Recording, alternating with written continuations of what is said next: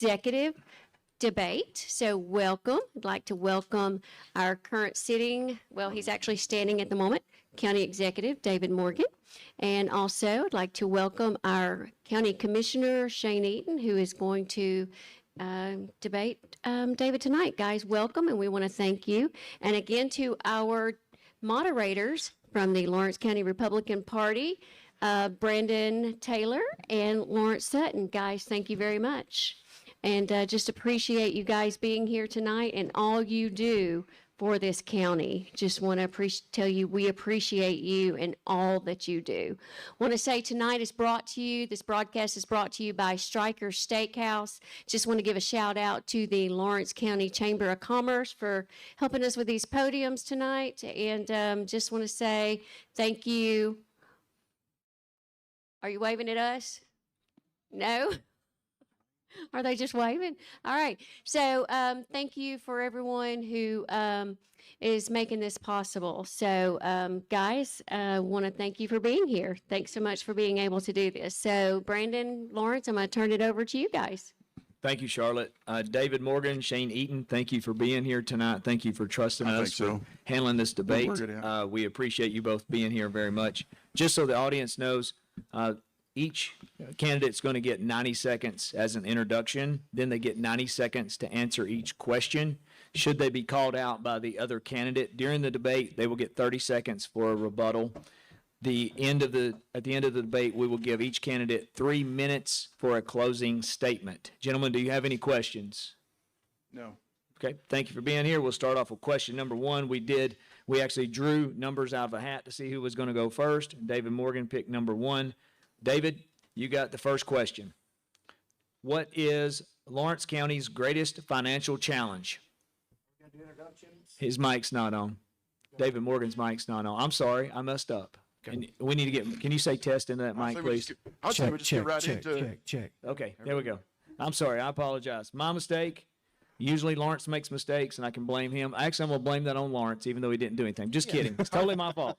That's why you keep a sidekick around. Well, we sat here for a few minutes and we asked questions for an hour and 15 minutes. So I'm just ready to start asking questions. So I apologize. So let's do a 90-second introduction. Thank you for that. Thank you for catching me. So David Morgan, you're going first on a 90-second introduction. Go ahead when you're ready, sir. Well, thank you all for being here tonight. I'm David Morgan. I am your county executive. I'm also the Republican candidate for county executive, and I just want to give a shout out to Philip Heatherly and for running a clean race the last 6 weeks ago when we ran and the election happened. And I'm thankful that the citizens gave me the nod to be the Republican candidate, and I'm here, standing here tonight, standing on that platform. And but I just want to go ahead and say, the last 4 years have been an incredible time for me. To become the county executive here was something I never expected I would do. And man, the last 4 years has been incredible. And tonight you're going to hear me talk about facts, not feelings. You're going to hear me talk about results. You're going to hear me talk about a record that we have had as a county government that has been unprecedented in county history. Tonight there will be facts that I share. And I'm going to share those with integrity. I'm going to share those with honesty and truth. And I ask you, as the Lawrence County citizens and those of you in this room tonight, to prayerfully consider who you would choose. And tonight I appreciate Shane as well for being here. I'm thankful that he agreed to do this debate and to step up here, and it takes guts to do that. And I have a lot of respect for him for just being in county government. So I appreciate you for that as well. So thank you for the opportunity to be here tonight, and I'll shut up and let Shane introduce himself. Thank you, David. Shane Eaton, you have 90 seconds to introduce yourself. So I want to thank everybody for being here as well. Yes, I am Shane Eaton, and I am running for county executive for Lawrence County. First, I want to say I'm not a preacher. I'm not a farmer, but I know the importance of both. Lawrence County was built on the faith of people that came here to make Lawrence County what it is today. So they had the faith in themselves, they had the faith in the Lord, and they made Lawrence County great. So I want to continue that greatness for them, for what they've taught us, and to continue that. And so that's just what I'm running for, and just to make sure. I've got 12 years as a county commissioner, 3 of those as your chairman, and I'm very grateful for that. That has been a great thing to do. So I've got experience, I've got education, I have an MBA, I'm a certified county finance officer, I'm a certified public administrator. And so I just want to use that training and that knowledge and to make Lawrence County better. Thank you. Thank you, sir. Now we'll start off with our first question. David Morgan, what is Lawrence County's greatest financial challenge? The biggest financial challenge for us in Lawrence County is to keep the cost of living as low as we possibly can. And Lawrence County citizens are feeling the crunch right now from the effects of decisions at the national level, the effects of decisions at the state level, the effects of decisions that are made at local levels. When it comes to a specific thing in county government that we really need to focus on over the next 4 years, I believe that is something that I have committed a lot of time and energy focusing on for the last 4 years. And we've come a long way, but we're not finished yet, and that is emergency services in Lawrence County. Our county volunteer fire departments need to be funded. They need to be supported. There needs to be more structure built within that organization as well. There's also places in our county where communication is not even possible for our first responders. There are dark spots in our county where they can't even talk on their radios, and cell phone service doesn't work. And so there are vulnerable people in our population right now that can't even get the help that they need. Financially speaking, for Lawrence County, we are in the best place we've ever been in the history of our county. Our surplus is bigger than it's ever been. The percentage, we're right at 61% of our annual expenditures we have in our fund balance today. When I came into office, that was around $9 million. Today, it's a little over $14 million. The largest single increase in a 4-year span in the history of our county. We're in great shape as a county financially, but we always have to be looking ahead. We've always got to be saving for a rainy day. And we've always got to be making difficult decisions and cutting things where we can. As a matter of fact, in the last 4 years, we've paid off $18.5 million worth of debt. And my plan is to keep leading the county the way I've led it for the last 4, and that is to be fiscally responsible in every way. Thank you, David Morgan. Shane Eaton, same question for you. What is Lawrence County's greatest financial challenge? So that's a very interesting question, considering we got 61% of our reserves of our budget in there. Our greatest financial challenge, honestly, is the maintenance of effort for our departments.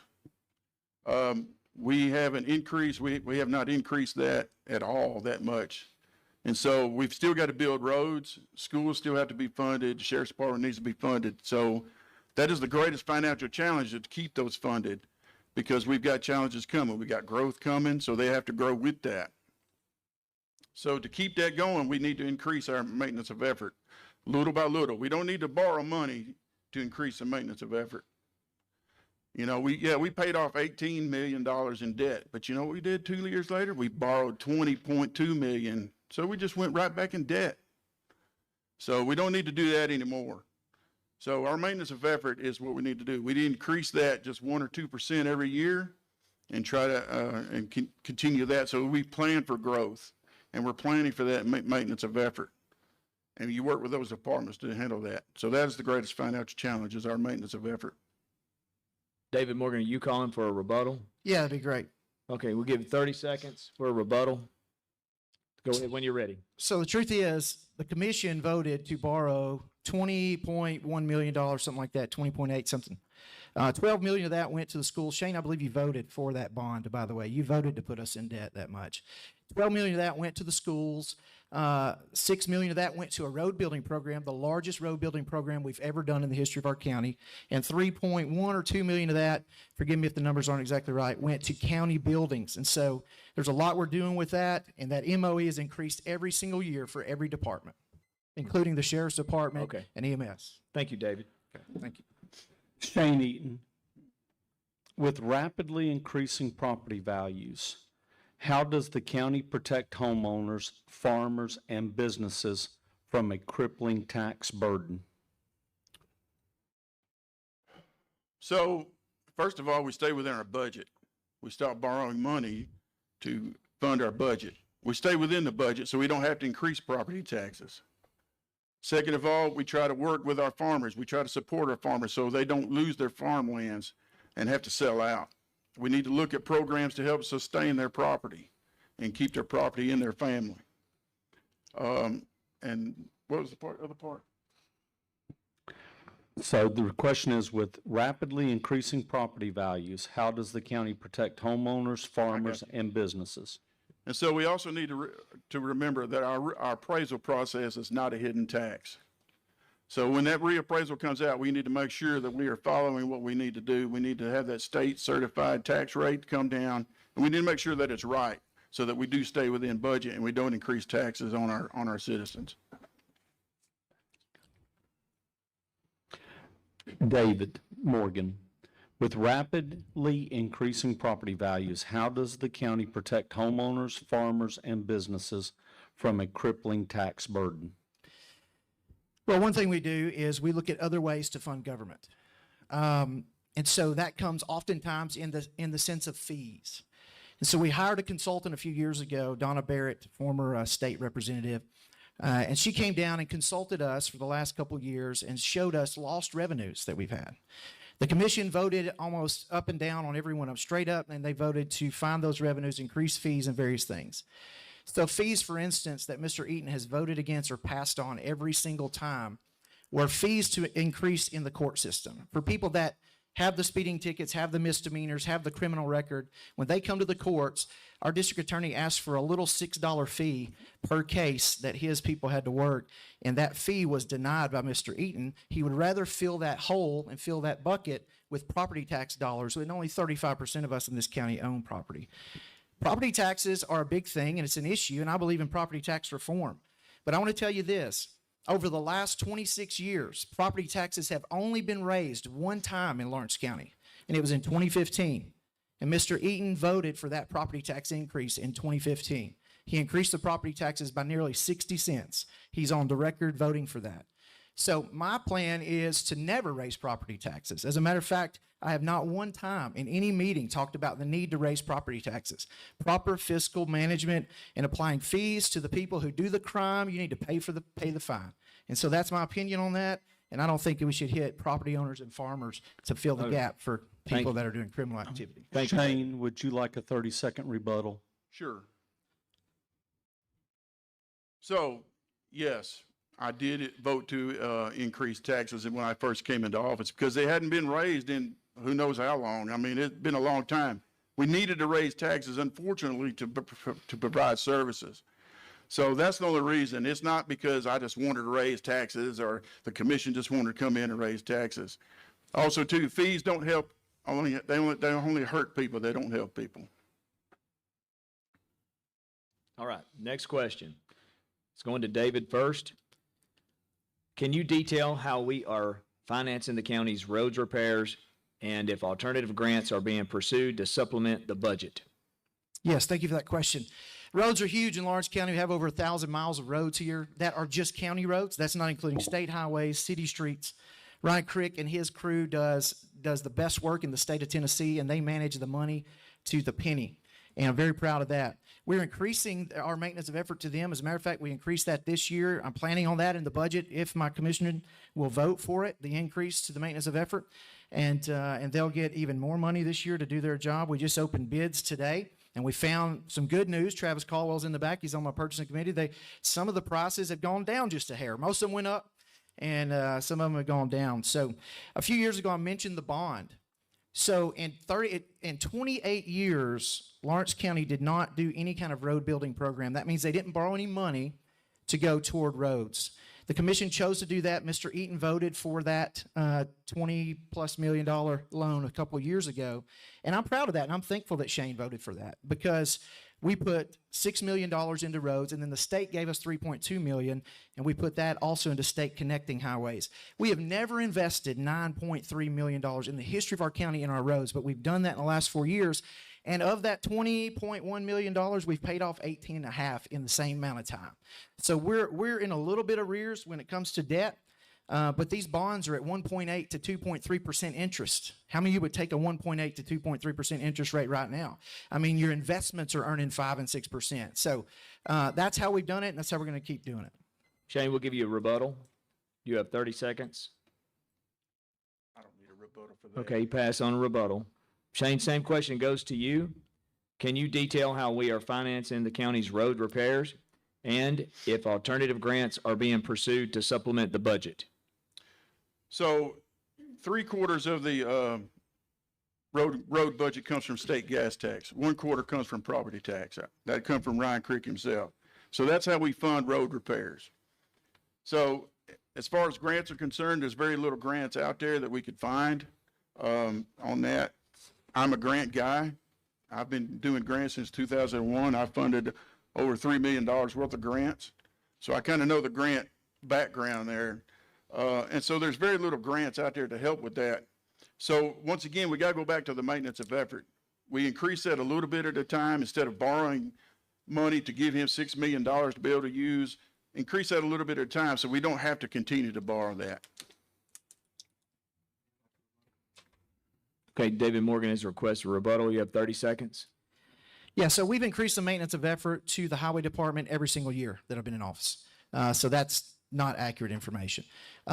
Sometimes you borrow money in government bonds, 1.5%, 2.5%. It's a great way to be able to fund projects like that. Matter of fact, there are grants out there for roads. Matter of fact, Nancy Brewer in my office, our grant writer for the county, just submitted a huge grant today for 4 new bridges in Lawrence County of repair. And she has landed over $5 million in grants just in the last 3.5 years. Since I've been in office, it's the most grant money we've ever landed in the history of our county. Thank you. Shane Eaton, in the next 4 years, what should Lawrence County do to better prepare for natural disasters and state of emergencies?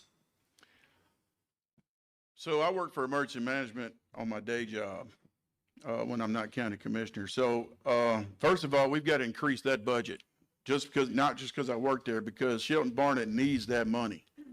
He does great work with what he does, but he doesn't have, his budget is only like $20,000 a year from the county. He's asked for an increase, and guess what? They cut him. And so, you know, he needs that stuff. He needs new trucks. He needs radios. He needs a radio tower. Yeah, and that's $3.2 million. I understand that. We need to cut that. But you need to actually fund the EMA what it needs to be funded at so they can actually do the job that they're doing. Emergency services, we're doing great on. County fire, like he said, is being funded at more than it's ever has been, and they do a great job with that. But when it comes down to natural disasters and stuff, EMA takes that, and they need to have more funding to be able to do the job that they are. We need to have tornado shelters within the county. Haven't done anything with that. No funding for that. So we need to continue to do that. We need to look at all that different mitigation stuff. That's what it's all about. Thank you. David Morgan, in the next 4 years, what should Lawrence County do to better prepare for natural disasters and state of emergencies? Well, Lawrence, thank you for the question. We're going to keep doing what we've been doing over the last 4 years. When I was campaigning last time, 4 years ago, I listened. I got these big ears for a reason. My brothers nicknamed me Big Ears when I was a kid. So I listened with these big ears to our county fire. I listened to EMA Director Shelton Barnett. I listened to Jay Moore and various others that are involved in fire protection throughout the county. They said they didn't feel like they had a voice among the commission. So when I came into office, I started an emergency services committee. On this side of the table, I put 4 commissioners that had experience. I put Mr. Eaton as my vice chairman because of his tenure and time as a fireman. On this side, I put 4 professionals that work in the business every day: Shelton Barnett, Tyler McDowell, Jay Moore, and I asked the commission twice to let Chad Moore be on there because he's the E911 director for the entire county, but they voted that down, and Mr. Eaton voted that down every time. Now, I did lose the chair the next year, and the first thing that my opponent did was he kicked everybody on this side of the table off the committee. Tyler McDowell, Jay Moore, Shelton Barnett were gone off the committee. His argument was he didn't want anyone that wasn't an elected official sitting on a county committee. Now, I disagree with that. I think we need more experts in the room. I think we need more advice in the room. And the funding for Shelton Barnett, we are looking at a tower project right now. He's submitted a lot of different things. But when it comes to the truck that was mentioned, that was cut from his budget, Shelton called me and said he's found something else that'll work for him. He's very frugal. He spends every dime to a T, and I'm very thankful to have a man like Shelton Barnett in that department. Shane, would you like a 30-second rebuttal? Yes. Okay. So about the Emergency Services Committee, so it's not about them having a voice on the committee at all. They still had a voice. What they didn't have was a vote to spend taxpayer dollars where they weren't accountable for that. The commissioners are voted by you, the people are voted by the people to be in that office. They're the ones that are held accountable because they are the ones that should be voting on taxpayer dollars. It's not about having a voice. They still have a voice. They need to be a voice, but they don't need to have a vote to vote taxpayer dollars. David Moore, you requesting a rebuttal on this one? Yeah, because there's a procedural fallacy that's been alluded to here. So, okay, so the Emergency Services Committee cannot spend county dollars. It can only recommend to the Budget Committee, which is my committee as the county executive that I preside over. It can only recommend the way money should be spent to the Budget Committee. It cannot vote up and down on how to spend money. So anything the Emergency Service Committee has recommended, we have been able to do over the last several years. And man, that means we've increased funding to EMS considerably. We've increased funding to county fire. We've increased funding to our sheriff's department, and we've got them out of the hole. And so I'm very proud of that. And that's just a procedural issue that's not accurate. Thank you. Next question goes to David first. What should county government provide to existing local businesses? We should be steady working on infrastructure. That's the big deal. We should take care of the local businesses that we have. The Chamber of Commerce in Lawrence County represents 600 businesses. The Chamber works hard every single day to recruit new business, to take care of existing business, to manage tourism dollars in Lawrence County. For every $1 we spend on economic development, on tourism, it returns $37 to this county. And just to put that in perspective, the state has a 1 to 13 ratio. So for every dollar they spend on tourism and economic development, it only returns $13 to the state. Lawrence County economic development is doing better than any other county, arguably, in the entire state of Tennessee. But you got to have shovel-ready sites. You've got to have good infrastructure. You've got to have good protection and a safe business climate. Just last week, my opponent voted in the Economic Development and Tourism Committee to completely defund the Chamber of Commerce. To defund the Chamber of Commerce, economic development, tourism, and Main Street. We get tax money from every business transaction that goes on in Lawrence County. Our schools are funded by 1.36% of every transaction that happens of that 9.75% sales tax. Our Chamber of Commerce is renowned in the state of Tennessee. And we get deals and opportunities, and we have received over $32 million in grants in the last 4 years garnered through our Chamber of Commerce. It's asinine to imagine this community without it. Shane Eaton, would you like a rebuttal? Yes. All right, you have 30 seconds. So what Mr. Morgan has failed to mention is, and he mentioned that earlier, that the Economic Development Committee only recommends to the Budget Committee. And the Budget Committee itself didn't vote for that either, because they had questions, and so they wanted to ask. So they didn't pass it either. Okay. Are you asking for 30-second rebuttal, David? Yeah, since you used my name, right? Go ahead. Okay. You have 30 seconds.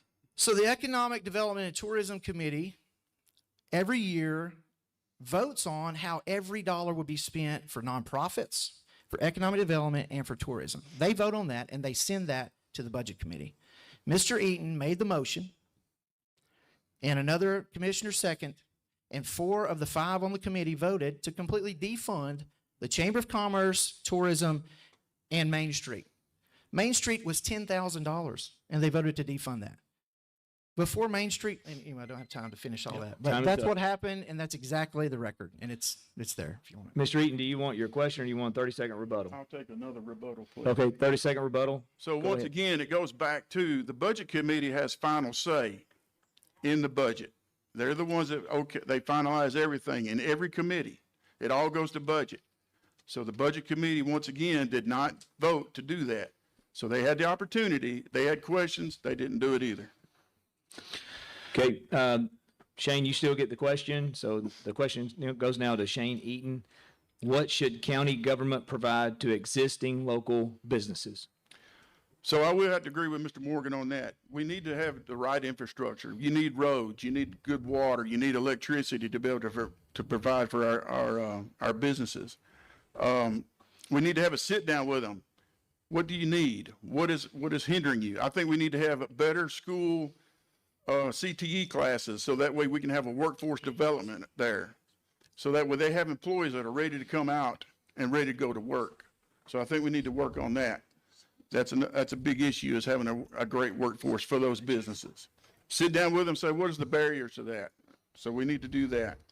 But infrastructure and workforce development is probably the biggest two that I can tell that we need for our local businesses. Shane, next question actually comes to you. What is the best way to attract new businesses and industries to our county? So the interesting thing, that probably the new best business to attract is the one that's already existing. So we try to work with them and say, what do you need? Can you expand? Would you be willing to expand? And so we start with them because they're already here. They're already got a tax base started. So we need to support them first. Once again, we go back to the infrastructure. We need to have the right infrastructure to attract new businesses.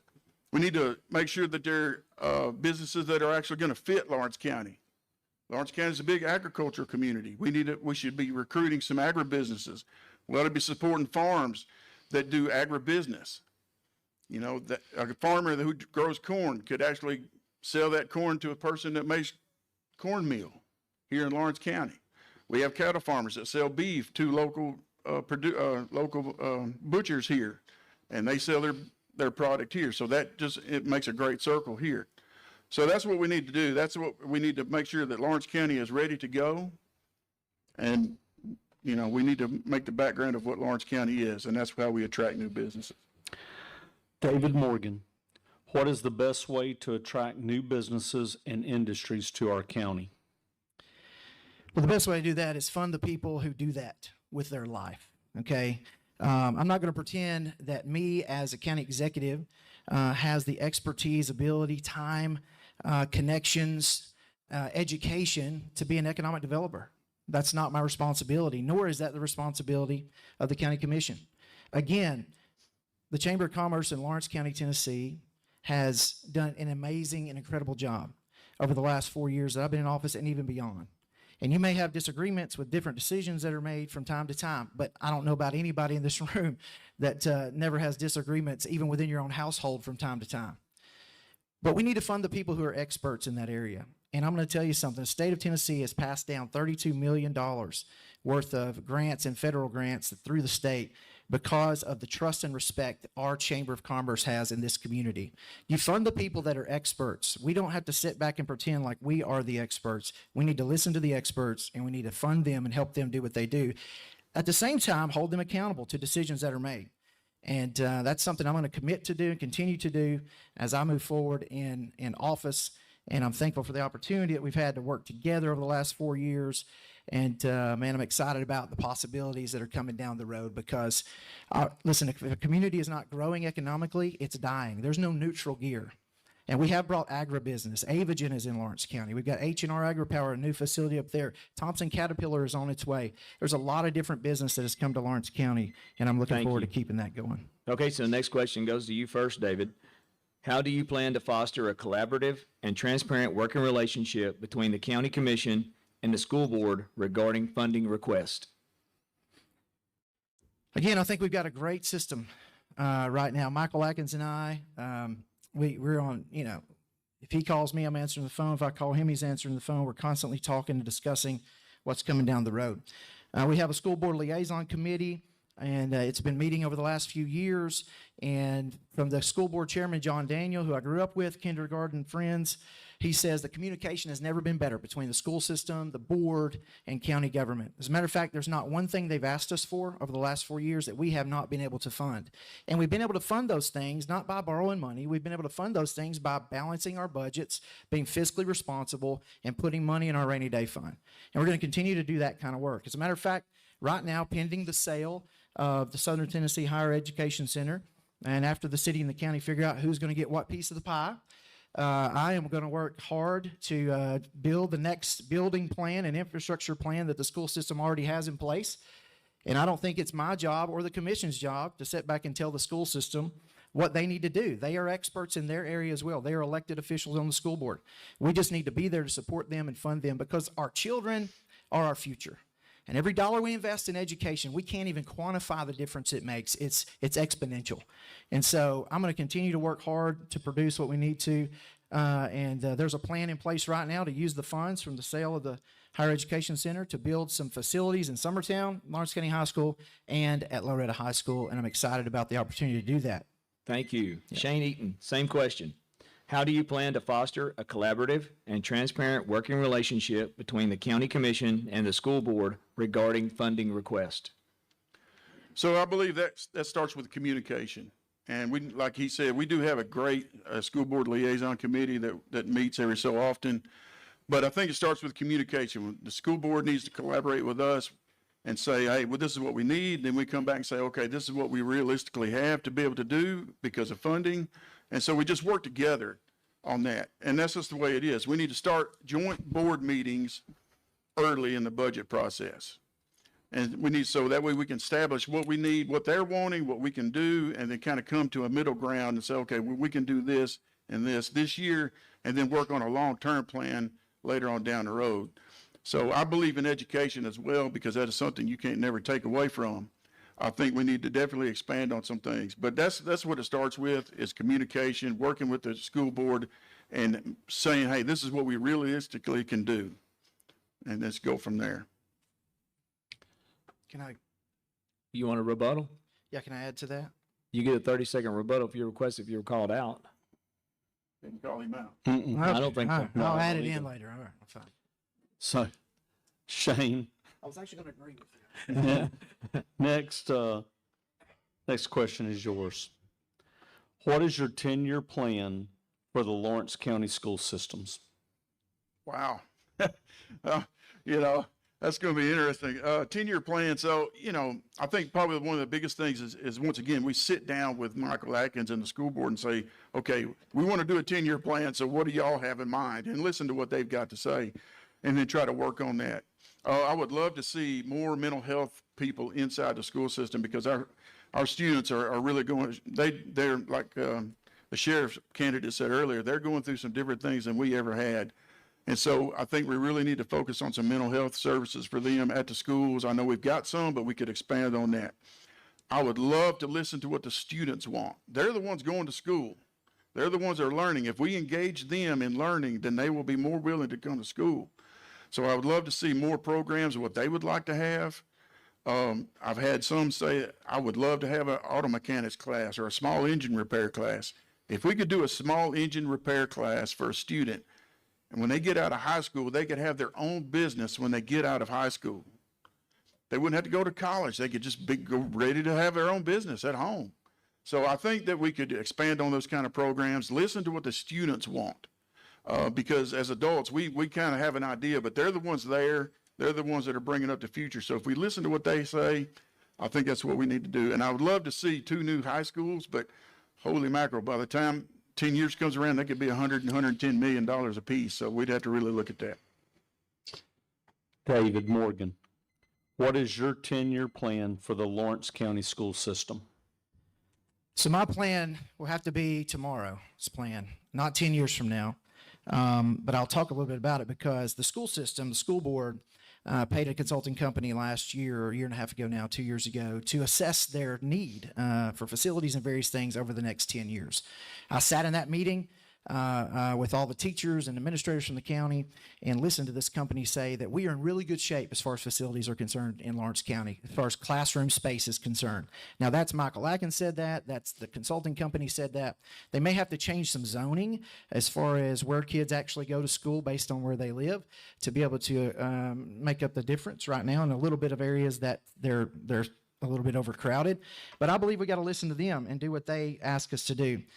Here's the deal. When Mr. Eaton mentioned that we need to have meetings with them so we can pass the budget, and by the way, our budget's not even passed yet. So the mentions that the budget committee didn't pass the nonprofit and tourism budget that's a moot point, because we haven't even finished all of our meetings yet, so that we will pass that. But one of the things that we do is we have to wait till they pass their budget in May before we can even sit down and begin our budget process. So that happens every year. They don't pass theirs till May, and it's $60-something million of our annual spending in the county. So mental health increases, yes, I agree with you, Shane, 100%. And I appreciate you voting for that over the last few years. We have mental health counselors around the county. We need more of them. We've seen teacher raises every single year since we've been in office, got ahead of Governor Lee's recommendations, and facilities upgrades. And our CTE programs are top in the state. They win #1 at the state CTE all the time. Thank you. Couldn't be more proud of that. Shane, would you like a rebuttal? I don't think so. I think we're okay with it. Okay, on the next question, both you gentlemen and I have, we've worked together with town hall events. We've had a lot of discussion over the past 4 years, And so I know that when I ask this question, it's always out there on a debate. And so I'll preface it with a statement. You know, we laugh about even mentioning these types of things is very difficult. But property zoning laws are local government regulations that dictate how land can be used, what type of structures can be built, and where those buildings can be placed on a specific piece of property. Do you support property zoning laws? David Morgan, it's your question. I do not support zoning in residential areas 100%. I think there has to be some consideration when it comes to industrial property and where that's placed and where that opportunity is. Currently in the county, we have zero zoning, we have zero codes, none of that kind of stuff. And so when I came to office, I started a committee called Property Development and Codes, because every 4 years the commission has to vote yes or no on state codes. And I said, well, that will be where you have the conversation, is in that committee. I created a committee because when you have a committee, that means you have to be transparent to the public, because you're having the conversation on the record. You're having the conversation and it's broadcast to the public. You have to put out a notice that committee is meeting so people can come and opine and give their input on what's going on. And so I created that committee, and I put on there the president of Farm Bureau. I put on there Ernie Jones. I put on there the largest farmer in Lawrence County, John Rose, because I wanted his input on property development issues, particularly in residential neighborhoods being built, water runoff, and things of that nature. I also put Justin Holt on that committee, who is actually a civil engineer and does that work every day. And that committee would recommend to the commission things to do. So my opponent, upon becoming chairman of the commission, deleted that committee. We don't even have a platform to have those conversations now, or to be able to address issues that we are all dealing with right now in Lawrence County. Big concerns about industrial developments and things that are going on, and that committee doesn't exist anymore because my opponent did not see fit to keep it. Shane Eaton, would you like a rebuttal? Yes. Okay, you have 30 seconds. So yes, as chairman, I listened to what the people wanted. And they said they didn't want codes in Lawrence County. So they said they didn't need that committee. So we cut that committee. That's what I do. I listen to what the people want. And so that's why I cut that committee. I made a veterans committee instead. It had never been done before. So now we have a veterans committee where veterans can have their voice. Thank you. Thank you. So now you get the same question. Shane Eaton, property zoning laws are local government regulations that dictate how land can be used, what type of structures can be built, and where those buildings can be placed on a specific piece of property. Do you support property zoning laws? So I definitely think the discussion is out there. I've had several people to come up to me and say, hey, look, we probably do need zoning, but they don't want building codes. They don't mind having what we call soft zoning, where their property is just designated a zone, like agriculture or residential or light industrial, something like that. But they still don't want to be told what they can build on their property. But they also don't want their neighbor building something next to them that's going to harm their property. So that's kind of the reason that zoning is even being discussed. You know, and zoning is definitely a topic we need to have out there. I want to hear what the people have to say. I'm not going to make a committee with all my friends and we're just going to have a little get together and discuss zoning, and then we'll go down that road. I truly think that you need to have people at the table, and we need to have town hall discussions about zoning. And so that way the people have a voice about it. And if the people want to have a voice, I think they should have the right to vote on it. Maybe it needs to come before on the vote in November. Allow the people to say, do they want zoning? They have that way they have the vote to do so. And if they don't want it, they don't vote it in, then I guess we'll just have to try go down that road. I want to do what the people wants to do. That's what it's all about. That's what county government is for. You do what the people ask you to do. You don't work for you work for the people. They don't work for you. And that's what I support zoning. Are you requesting a rebuttal? Yeah. You have 30 seconds. So again, you've got to get the right people to table to help make these decisions, and you got to do that in a public committee where people can actually come and talk. When my opponent says, people said, delete that. Listen, codes are voted up and down every 4 years. September, guess what? The commission has to vote whether or not to adopt state building codes. Codes and zoning are two different things. I believe that we should have some common sense land use policy when it comes to industrial land. Any residential or agricultural land that's being changed to commercial or industrial, it needs to be brought at some point to a discussion point. Thank you. Yeah. So, you want to rebuttal? Yes. 30 So- seconds. So once again, it goes back to listening to the people. I think the people need to have a voice at the table for zoning. If they want it, then let's do it. Let's have that discussion. If they don't, then we need to look at some other reasons to do it. Thank you. So the big elephant in the room, I'm actually surprised we didn't have more people in here. So we're going to ask the question that everybody's probably listening to on the radio right now and watching on Facebook.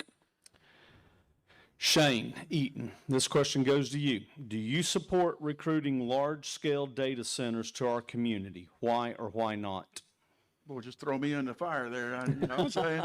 I'm glad it was you first. Yeah, that's all right.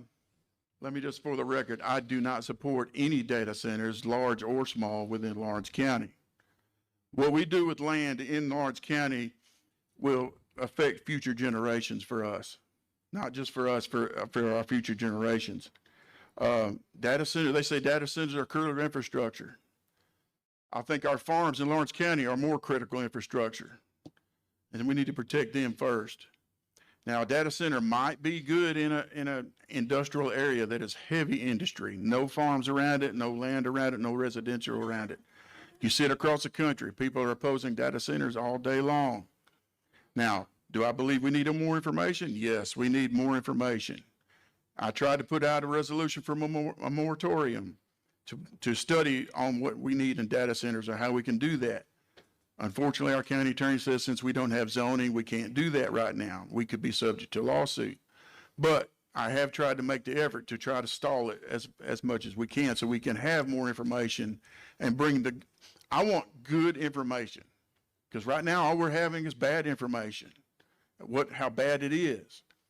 I would love to see if it's going to be good or not. If it's not going to be good, we don't need it. Large, small, doesn't matter. 10 square feet, 100 million square feet. It's not good for Lawrence County. David Morgan, do you support recruiting large-scale data centers to our community? Why or why not? So the first time I really heard data center was maybe in the last, 3 or 4 months, right? I think it might have been mentioned in some other meetings at lunch or this and that from time to time, but I had no clue what they are. And I'm not going to pretend up here tonight to be an expert on data centers in any way, form, or fashion. Now, from what I'm reading online and the studies that I've seen, large-scale data centers, if you look at everything you see come across your social media, they're pretty scary to me. Do they actually do what these studies say, or do they actually do what the hype says? Do they actually damage groundwater? Listen, and I've said this unequivocally on my social media and various other places, I'm not for any industry that's going to damage our environment. I don't care if it's a food manufacturing plant. I don't care if it's Toyota. I don't care what it is. If it's going to damage our water, if it's going to damage our land, if it's going to damage our way of life in Lawrence County, I'm not for that. Now, I believe every project has to be judged on its merits. And there is a lot of misinformation. I agree with you, Shane, in the midst of the current one.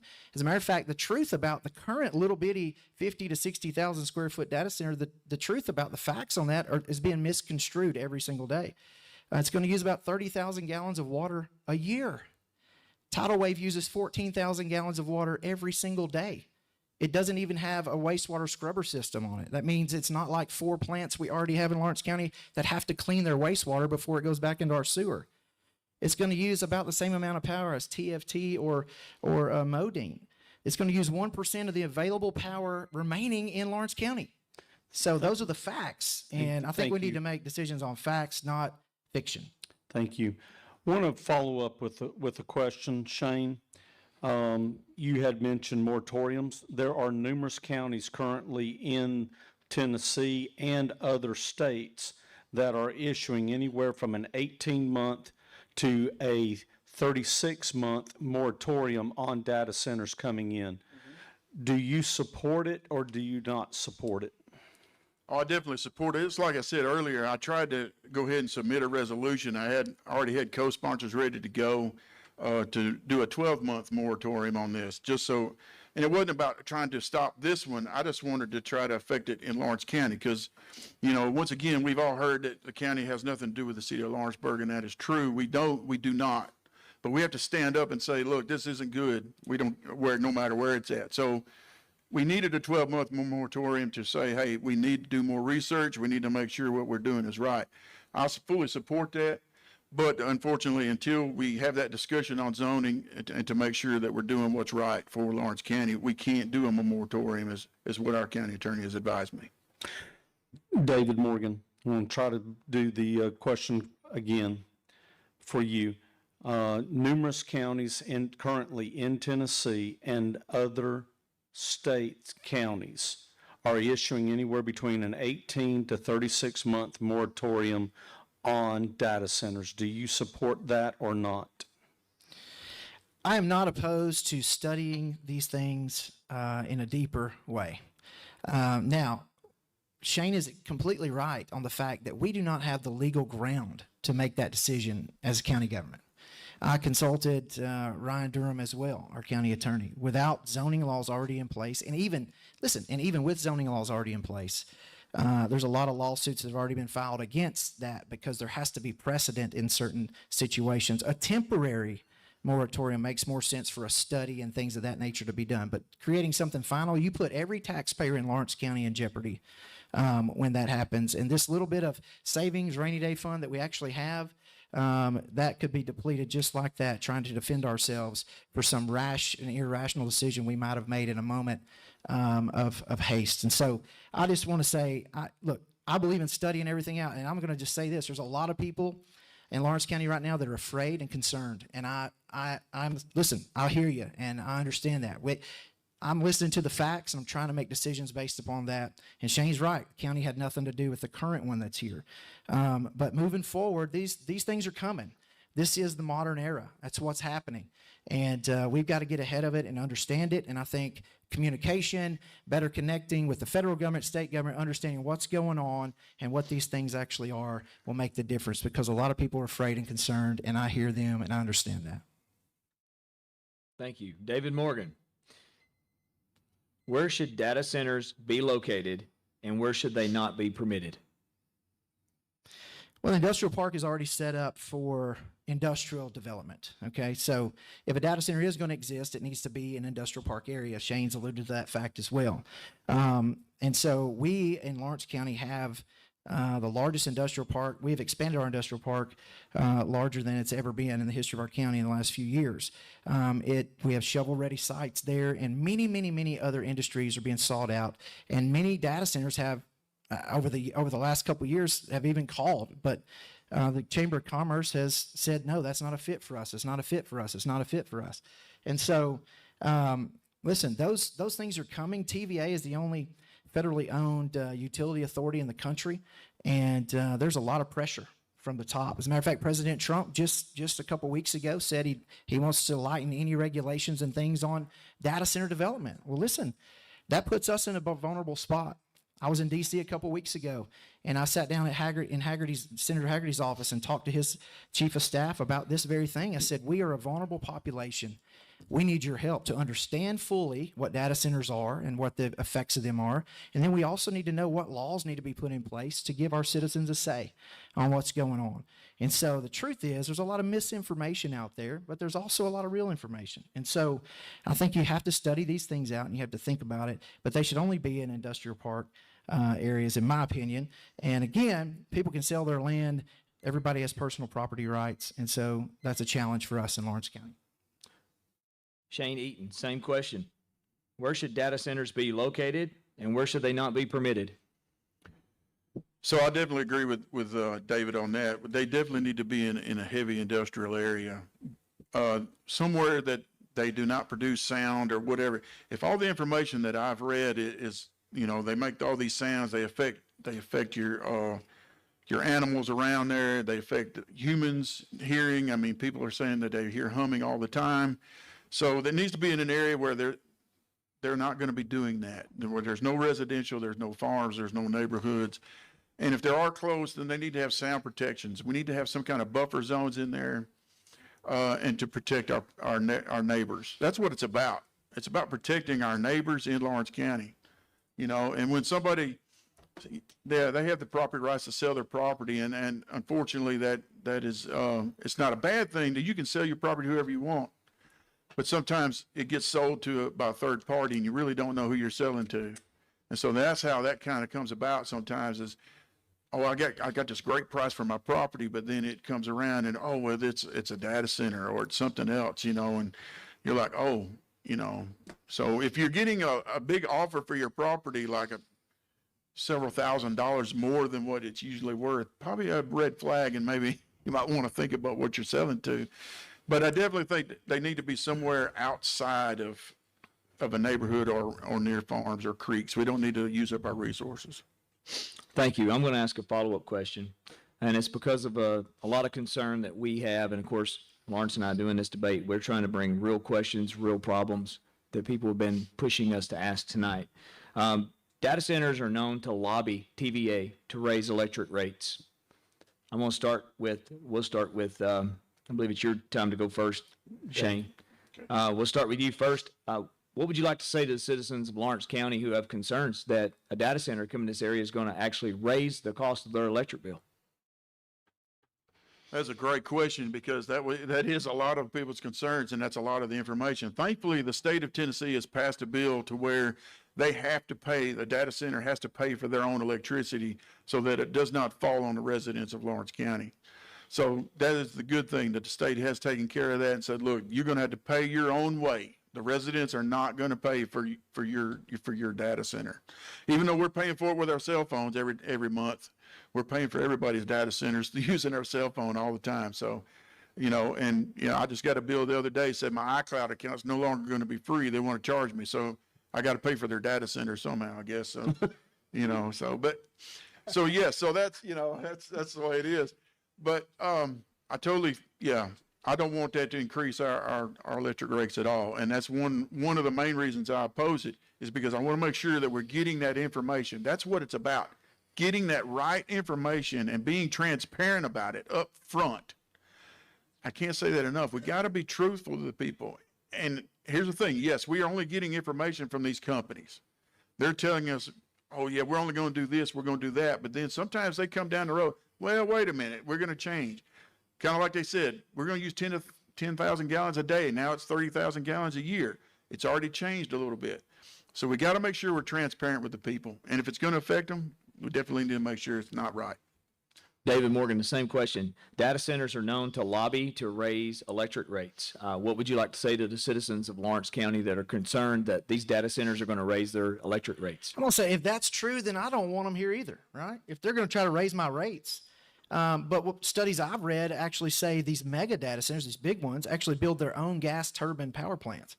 And I'm very familiar with that. I worked for Enron and a subsidiary named NEPCO when I was in college as an electrician, and we built gas turbine power plants all over the Midwest, my brother Mark and I. And those gas turbine power plants were put in areas where it wasn't residential, and it was places where it didn't affect the community around them. If that's true, Brandon, I mean, anybody in this room would be crazy to say, yeah, we don't want a company coming here that's going to lobby to raise our rates. But then there's a lot of other studies that say actually data centers build their own power plants, and then they actually sell power back to TVA, the excess power that they create. So there's also equivalent studies that say that. So there's a lot of different studies out there. But again, finding the truth in this day and age is very difficult because not everybody knows the truth, and everybody pretends to be an expert in a lot of situations where we're not. And so I'm not going to pretend today to be an expert in data centers or food manufacturing or any kind of manufacturing, but I am going to defer to the people who do this every single day and trust the people who have had integrity in dealing with me over the last 4 years. And we are going to continue to watch things closely and make common sense decisions that help Lawrence County. And I'm not for anybody raising my electric rates, but hey, listen, TVA raises our rates a couple times a year already anyway. I mean, anybody else pay electric bill around here? I do. So we don't get a say in that, but they do it. So anyway. Okay. Shane Eaton, what distinguishes you from your opponent? Boy, I could come up with a whole lot of stuff right there, but I'm not going to. So, all right. So, what distinguishes? So, I'm not the establishment. I've already said I'm not a preacher and I'm not a farmer, and I'm not knocking those professions. They are very important professions. They are hard professions. County executive is a hard profession. So I'm very transparent. And I will always be honest with the people. And I'm not trying to make that a shot at him at all. I'm just telling you what distinguishes me. I am very honest about things. And if I know about it, you will know about it. If I hear about it, you will know about it immediately. We're not going to wait till after things blow up and then all of a sudden, we're going to start hearing about things. If I hear about it, you're going to know about it. And that's just, that's just the way I am. You got to have honesty. And as politicians, they say politicians are not honest. I don't believe that. I think politicians can be honest, and they need to be honest, and they need to be transparent. They need to be held accountable. I want you to hold me accountable. If I'm not doing something right as your county executive, I want you to call me. And guess what? You'll get an answer or you'll get a voicemail, and then I'll call you back. I will be accessible. I'm accessible.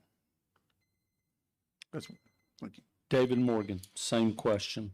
Shane, I guess I could What laugh. distinguishes you ahead. from? I What? know the question. Okay. So I guess I could laugh and chuckle and say the same thing, but I appreciate the kindness. Yeah, there's a lot of differences in Shane and I, and one thing is when it comes to being establishment, Shane has been in county government for 3 terms. I've been here 3.5 years. I didn't come in with governmental experience other than being engaged and involved in our community and starting nonprofits and leading nonprofits in Lawrence County. So Shane talks about accessibility. Listen, there's a million different ways to communicate these days. Email, phone calls, text messages, instant messenger, Facebook Messenger. I mean, a million ways to communicate. My phone number is on the internet all the time. I tell people to call me anytime. There's a young man sitting over here that don't always agree with me on things, but I respond to him when he messages me. He's only 19, 20 years old, but I respect you enough to respond to you. There's not one time that I won't have a sit-down meeting face-to-face with someone. So accessibility is something I have lived out. It's something I do. That's who I am. It's 24/7. And a matter of fact, there's been a lot of talk about not being there. Well, what is there? Is there sitting behind a desk? Or is there being on the 20 different boards that I serve on? Is there being on the regional committees that I serve on? Is there being out and about in the 9 different department heads' offices that work under me as the CEO of the county and talking to them in their place of business? That's where there is. There is where the people are. And my office is used throughout the week for meetings and various other things. One of the things I'm going to continue to do is be transparent and be there. Thank you. Shane, would you like a rebuttal? I don't need one. Okay, next question goes to David first. David, what is your strategy to fund services like schools, roads, and emergency services without increasing property taxes? Well, Brandon, we're going to continue to do what we're doing. Growth is the key. Here's the deal. If you do not have economic growth in your community, if your economic growth does not outpace inflation, you will inevitably at some point in time have to cut services in the county. You won't be able to invest in roads. You won't be able to invest in public safety. But growth has to outpace inflation, and that's the key. When Mr. Eaton made the decision several years ago to vote for the only property tax increase in the last 2.5 decades, they did so in a moment where, hey, look, inflation had outpaced growth, and that's where we were. And so that's what comes, and that's what happens. But what we're doing is being ready for growth, funding entities that produce growth in our community, like the Chamber of Commerce, who supports local businesses, 600 local businesses. That's mom and pop stores. That's industries. That's hundreds and thousands of people that work for those local businesses. That's supporting tourism in our community. Every dime we get on hotel motel tax, we get to utilize that money from people that don't live in Lawrence County. They come and give us money. Okay, through hotel motel taxes. And we can use that money for our schools. We use that money for roads. We use that money for various other things. I'm going to continue to do those things the same way. And raising property taxes is not something I have even contemplated or considered because it's not something we have to do when we manage the budget responsibly and we invest where the money needs to be spent first. Thank you. Shane Eaton, same question. What is your strategy to fund services like schools, roads, and emergency services without increasing property taxes? So I think it goes back to managing your budget again. I think we have to increase the maintenance of effort. just a little at a time every year and say, okay, we're going to increase this 1% this year, 1% this year. You also have to plan. We got 61% of our fund balance. So let's go, okay, what can we use that for later on down the road? Can we make a plan? Can we set aside part of that for a plan to maybe do capital projects for schools? Or can we, just set that aside for a little bit and let it draw interest and say, we don't have to do it today, but we can plan for it 5 years down the road or 3 years down the road. So take part of that instead of just putting it over here and saying, oh, we got 61%. Take part of it and say, okay, well, we're going to use part of that for some kind of project that we could be looking for down the road. So we increase the maintenance of effort on the schools, the roads, and the public safety, because that's just what we do. I mean, you just don't increase taxes. That's one thing I agree 100% with my opponent on is we don't increase taxes. Growth should also pay for growth. Yes, the chamber does a great job at growth. Not knocking that. And that was not the reason that it was not being funded. Once again, that comes back to decisions on other committees that did that. So, but growth should pay for growth. That's flat out. We should not be paying for growth. David Morgan, you request a rebuttal. You have 30 seconds. I just want to talk about MOE for a minute, maintenance of effort. So we've increased the maintenance of effort to the school system every single year that I've been in office. Anything they've asked for, we've increased it. As a matter of fact, we're getting ready to do a building project with the school system who's put aside $3.5 million. And if we get the piece of pie that I expect to get from the school, from the sale of the Southern Tennessee Higher Education Center, we're going to take that money. We're going to take all that cash, and we're going to fund, maybe for the first time in the history of our county, building projects at all 3 high schools with cash and not borrow a dime. That's my goal. We may have to borrow a few. I don't know. But right now, we're trying to work it that way. And we can use some of that fund balance that he's talking about to do that. Shane, you asked for a rebuttal? Yes. You have 30 seconds. So that's great. We got $4.5 million coming. And yes, we could use it for schools, but we do have other projects that we could use it on. Okay, so we need to look at that too. We don't need to just throw it all into one project. We got $4.5 million. That needs to sit down and be planned and discussed with everything. We need to know what we're doing with that. We don't need to say, oh, we're going to do all this. You got to sit down and have a plan. You can't just write a check. You request a rebuttal, David? Yeah, because that's just... You have 30 seconds. Okay, so the money that was borrowed for the Southern Tennessee Higher Education Center was borrowed through a bond. Bonds are very specific. The language in a bond says exactly what you can spend that money on. You could spend that money was spent specifically, according to the bond, according to the law, it can only be spent on educational facilities. And so the money that is returned to the county, our original investment is going to come back, plus hopefully a few $100,000. That money has to be spent, according to the law, on school facilities. So I just want to clarify that point. We can't just give that to other things. You request a rebuttal again? All right, we'll give you a rebuttal, Shane. Go ahead. You got 30 seconds. So that's great. So let's build a TCAT. You yield back? Okay. Okay, I'm not going to worry about that. All right. Next question. You got it. All right. Shane Eaton, are you satisfied with the current status of the Lawrence County landfill? Why or why not? So, thankfully we don't have a landfill anymore. So it's really just a transfer station where we just bring our garbage to be taken away by somebody else, which we pay for. I think it needs to grow a little bit. We've done well with it in the past. That's probably one thing I will have to say that we've done good on, is that we've really tried to do better on that. We have established a convenience center in Loretta. That's a great project. I think it's very good. The problem is it costs $800,000 to build it. Now, we did get a grant, which I did find, and I forwarded. I said, hey, Nancy Brewer, this is a great, I think we can build a convenience center or use this money for convenience center. I forwarded it on to her. So we used I think it was $150,000. I can't remember if it was close to that for that convenience center, but that was $800,000 without buying property. So we need more. Now, I'm not saying that's a bad thing, but we need more. So, but now we've got to look at how much is property going to cost us? Is that going to cost us $1 million down the road? So we've got to plan for that. Okay, I'm not saying it's a bad thing. We've got to plan for these things. Yes, we need more convenience centers because our citizens deserve it. They don't need to be trying to drive to Lawrenceburg to throw away their garbage. I think that's a service we provide. You pay $102 a year. You should get something out of it. But we definitely need to plan for that, and we need to plan right.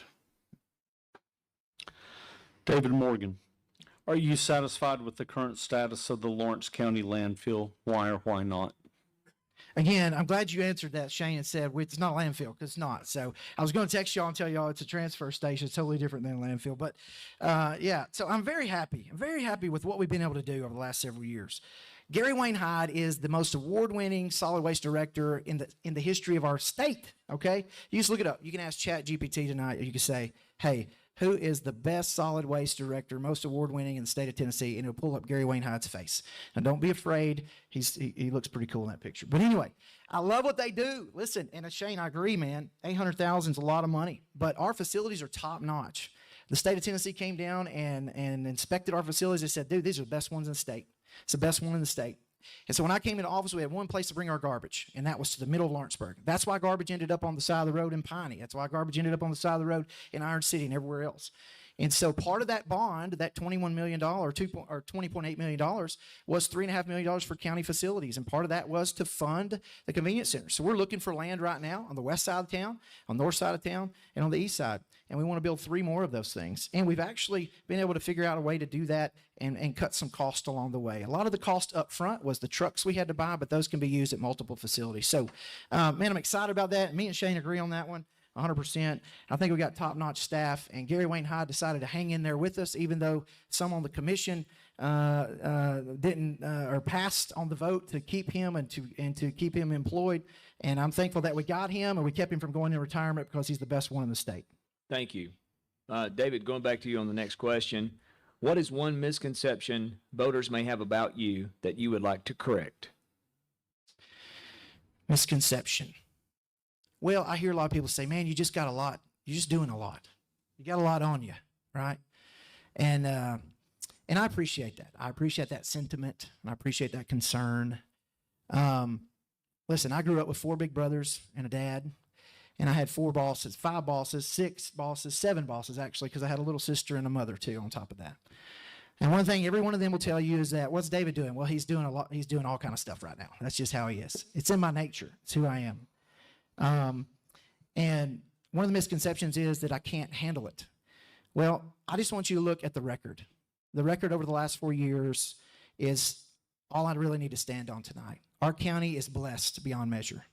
Our county is in a better place than it's ever been in so many ways. Yes, there are concerns. Yes, there are fears of what could possibly come in the future.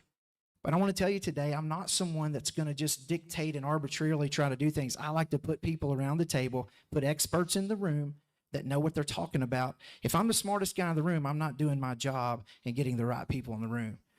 And so it's important for people to understand God graces different people with different abilities and different tools and different giftings. And I'm thankful today to have the opportunity to serve in this capacity. It's been some of the best years of my life, and I'm excited about potentially doing this again if the citizens would be so kind to allow me to do that. Thank you. Shane Eaton, same question. What is one misconception voters may have about you that you would like to correct? Gosh, I'm going back to Gary Mills and just have to pick one. I'd say probably the biggest misconception is, since I'm running an independent, most people think that you're affiliated with one party or another. A true independent is not party affiliated at all. A true independent is answerable to the people of the county. So I would say that as an independent, I am answering to you. I'm not answering to one party or another. You know, a person told me one time that, you know, I'm on the I team. I hear you. I see what you're saying. I'm going to be fighting for you on that I ticket. And so that's what I think is the honest truth of the matter, is that people misconception of what an independent candidate really is.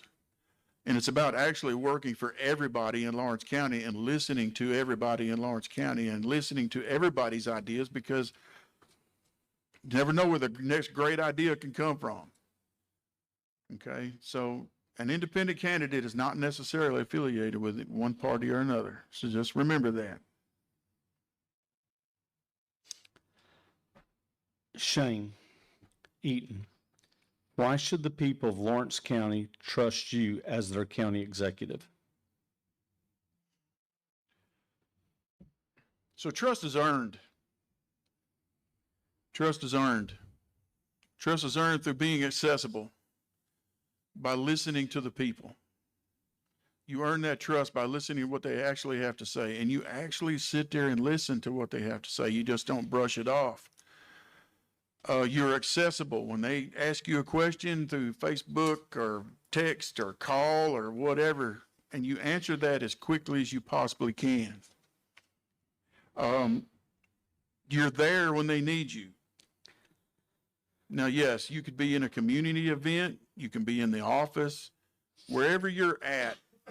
If you're accessible and you are approachable, then that's how trust is earned. And you be transparent about things. I think that is probably the number one thing, is that you're very transparent about what's going on in your office. As county executive, I promise you, and you stand up for what's right for Lawrence County. You don't just give in to your donors or your party or whatever. You stand up for what's right for Lawrence County as a whole. That's how you earn the trust of Lawrence County, and that's what I will do to earn your trust. I will earn it. I will not just say I have it. I will earn your trust, and you will know it. David Morgan, why should the people of Lawrence County trust you as their county executive? Again, that's something I have to agree with Shane. Trust is earned, and I've always been told it's earned one drop at a time, but it's lost it a bucket at a time. Trust is not easily regained, and so the decisions you make, the records you have, is what people build their ability, whether or not they can trust you upon. And I just want to say my record has been clear. Has it been perfect? No. And I'll tell you, listen, I was reminded every day growing up with four big brothers, you're not perfect, Dave. You're not perfect, right? But I understand that. And perfection is not something we can attain in this life anyway. Scripture teaches us that we are being perfected by the presence of the Holy Spirit in our life. And I want to say today that every single day, I get up and the first person I consult in my life is the man upstairs. And that's business with the county, that's family, that's my own relationship with him, that's our church, everything I do, he is my guide. And I just want the county, or Lawrence County, and the citizens of Lawrence County to know that I'm dedicated first and foremost to him and his word, and I will follow that, and I will do what is right to the best of my ability and understanding in those moments. And yes, I ask for your vote. I ask for your support. I ask for your trust, but I also want to earn it. And I realize sometimes I've lost people's trust from time to time. That happens. But I love the opportunity as well, and I think everybody deserves it, to be able to regain and build that trust. And so I'm asking Lawrence County to continue trusting in my record and who I've been over the last 4 years. David Morgan, this question goes to you first. What is one promise you're willing to make to voters tonight?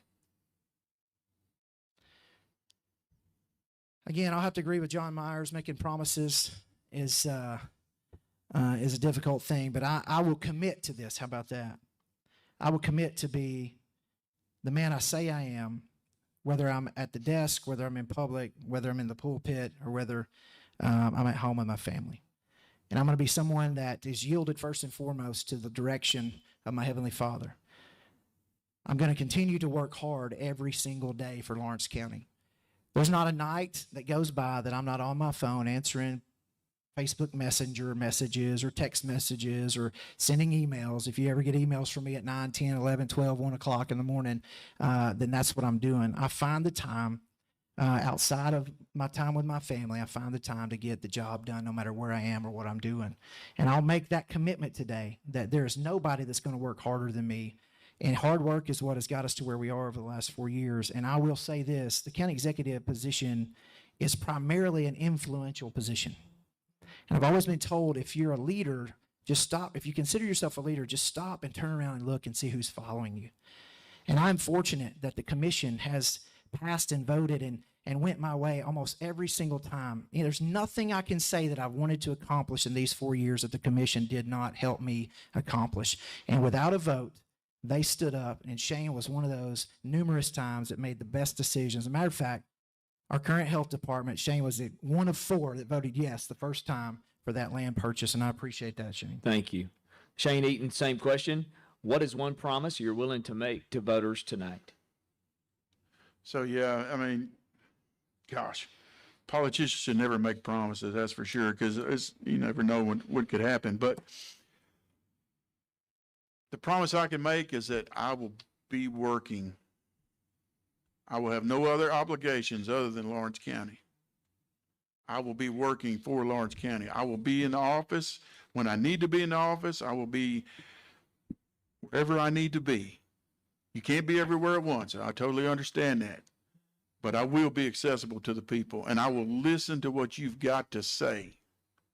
That is one thing as chair that I was asked, if you're chairman, will you listen to the commission? And that is one thing I've told them, and I have listened every single time.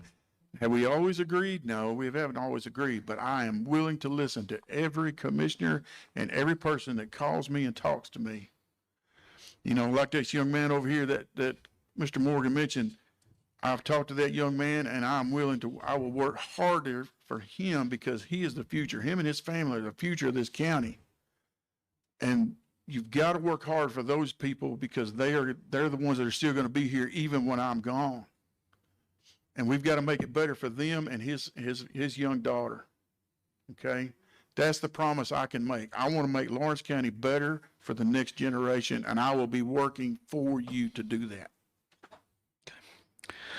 Okay, Shane, you got a question that's come up.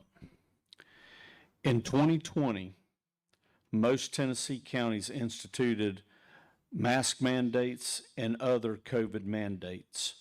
What were your thoughts on those mandates?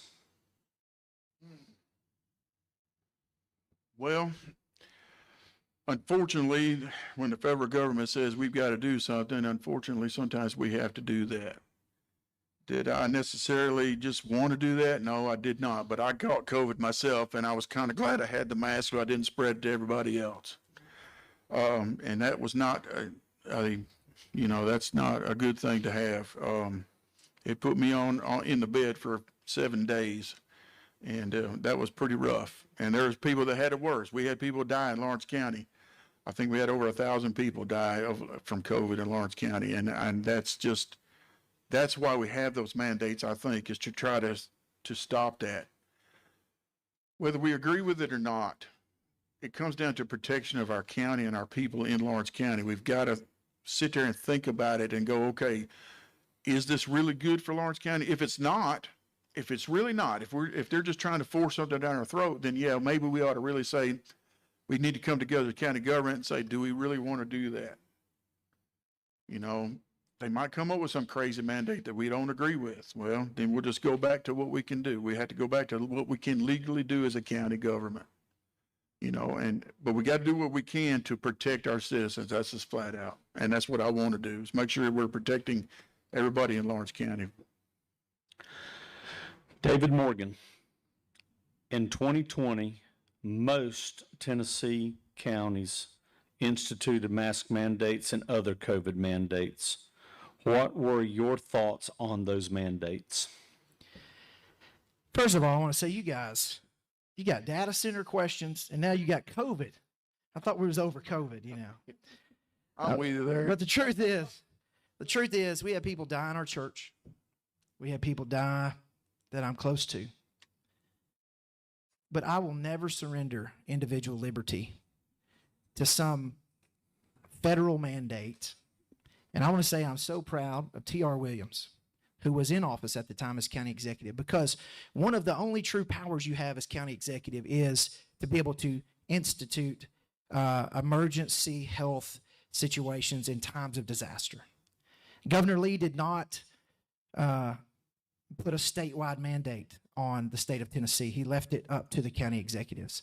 T.R. Williams chose not to force every citizen in Lawrence County to wear a mask. And I appreciate the fact that TR fought for individual liberty, because listen, out of chaos, it's a communist symbol, and you see the hand grasping the wheat.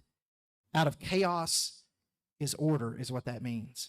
And like Rahm Emanuel said, the mayor of Chicago, Illinois, he said, never let a good tragedy go to waste.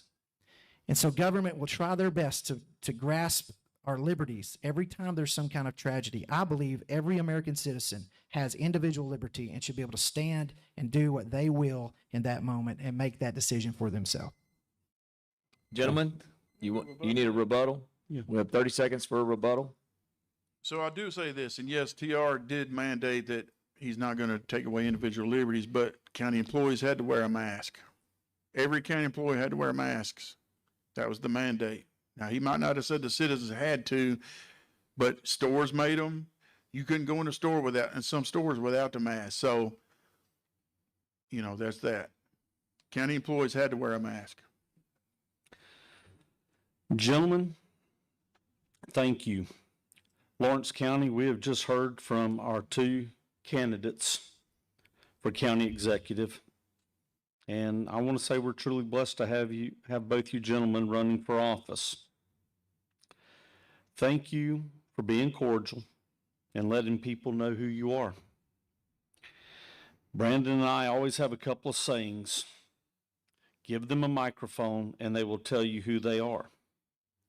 And then we also say we are not politically correct, we are biblically correct. I'd like for everybody to give these gentlemen a hand for coming here and telling their constituents who they are.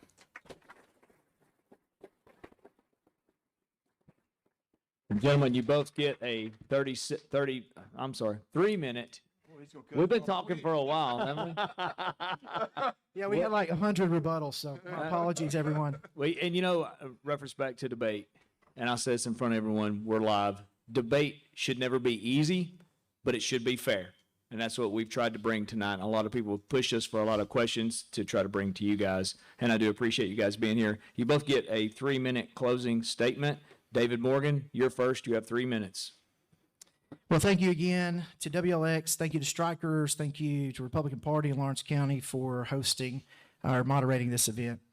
Shane Eaton, I want to say thank you for the ability to serve alongside of you the last 4 years nearly. We've done some good work together. I know we don't see everything eye to eye, and that's normal in life, I guess. But I want to speak to Lawrence County in particular, and I want to say the last 4 years has been one of the most incredible opportunities of my life, and I love this county. I love this county with every ounce of my being. And we've made monumental strides. And the old saying is, if it's not broke, don't fix it. Lawrence County is the envy of a lot of counties in this state for a lot of reasons. It's because we work well together. It's because we are professional. We present ourselves that way wherever we go. It's because we let our yes be yes and our no be no. It's because we plan for the future and we make the tough decisions that have to be made. And I want to tell you tonight, those of you watching online, those of you in the room today, I will promise you 100% that I will pour just as much time, energy, and effort into this next go around, and maybe even more. Because now I'm not drinking through a fire hose the first year and a half, 2 years. Now I'm not building relationships around the state and throughout the country that are first-time meetings. No, I have those relationships solidified. I'm sitting on those boards. I've been asked to chair different things and be a part of this board and that board. And I'm going to continue to serve in every way I possibly can because that is who I am. And God has called me and he's called all of us, honestly, if you're a believer in Jesus Christ, to be a servant first and foremost above everything else. And that's my promise. That is my commitment, and that's who I will be. And I love what I do, and I love working with Shane even when we don't agree on things. And I'm thankful for the opportunities we've had. And the truth is, the glass is way more than half full. The glass is nearly overflowing in Lawrence County. But a lot of people wake up every day afraid. They look for something else to be fearful about. And my Bible tells me that God has not given us a spirit of fear, but of power, love, and a sound mind. I just don't wake up. I refuse to wake up afraid. I'm going to get up every morning. I'm going to trust my God. I'm going to put my faith in him, and I'm going to put my boots on. I'm going to go to work.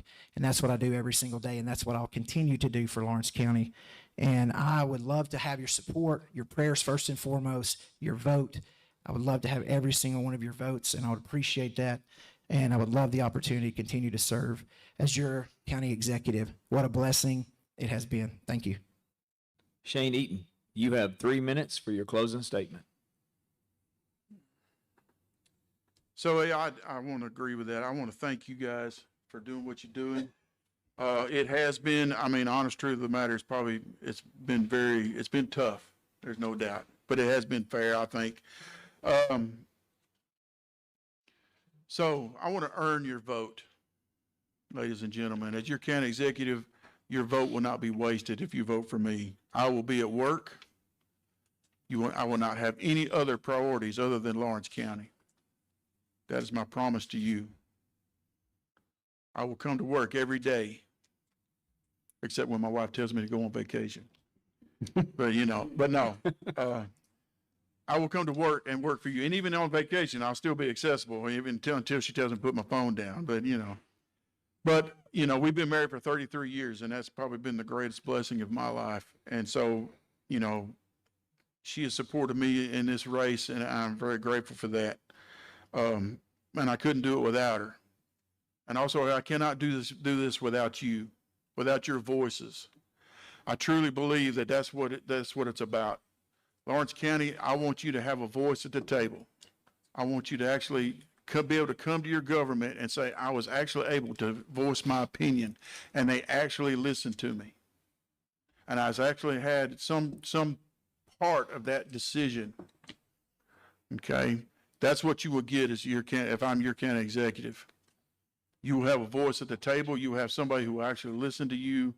You will have your government accessible to you. And to the commissioners, you will have somebody that will work with you. It's no, we're throwing you under the bus. County executive, if we fail together. If we succeed together. I'm not going to take the credit. You're not going to get the credit. You're not going to get the failure. I'm not going to blame you. Well, the commission voted this, the commission voted that. That's not the way it works. County government has to work together. And as the county executive, we'll bring ideas to the commission. If you like them, you like them. If you don't, we'll talk about it and we'll try to work it out. That's what it's about. Our founding fathers had different opinions, but you know what? They came together and they made our great country. They had different opinions, they had different religions. They had totally things, but they all came together for one purpose, and that's to build the United States. And that's what I want us to do as a county government, is to come together and make Lawrence County just as good as it has been, and it'll be even better for the future generation of that young man's family right there. Okay, that's what it's about. And that's what I want you to do. When you go cast your vote for me on August 6th, know that your vote will count and that you will have a voice at the table. Thank you. Thank you, gentlemen. And I know there are a lot of elected officials watching tonight. And I want to say thank you to all the elected officials that serve this county, serve the state of Tennessee. It is a labor of love. It's intense and it's tough. And we want to say thank you for all that you do. I want to say thank you to my wife again for being a timekeeper. You've done a great job up here. None of the candidates can complain. That's what keeps it fair, is having that timer in place. Excellent work. Also, special thank you to WDXE, WLX. They are the voice of freedom in Lawrence County. I can't imagine what this county would be without this radio station, putting this together, letting us come in and do this. It's an awesome thing, awesome event. Strikers Steakhouse. If you're hungry, you need to go to Strikers, because I can tell you this, Strikers supports free speech and freedom and loves this community. Thank you so much, Strikers, for what you do. Early voting starts on July 17th. You need to go out and vote early. Don't wait around. Go vote. And Election Day, as was already mentioned, is on August 6th. Thank you all for being here, live audience. Thank you for those of you that are listening in. God bless you. God bless Lawrence County. Good night.